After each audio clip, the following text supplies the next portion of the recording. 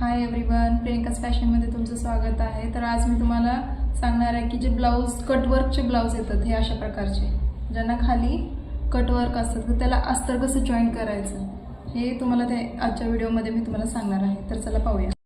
आपली जी बाही आहे त्याच्यात एक अस्तर उलट्या साईडला ठेवून थोडंसं फोल्ड करायचं आहे आणि फोल्ड करून त्याला टिप मारून घ्यायची। थोडंसं खाली अंतर सोडलेलं आहे आणि पूर्ण बाजूने कव्हर करून घ्यायचं आहे।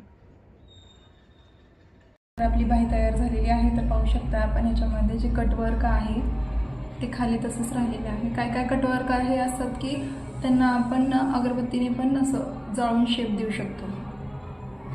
ह्याला ऑलरेडी दिलेला आहे। काय काहींना डायरेक्ट कापड पण असतं खाली, त्याला आपण अगरबत्तीने कव्हर करू शकतो, ज्याने का फक्त डिझाईन राहील।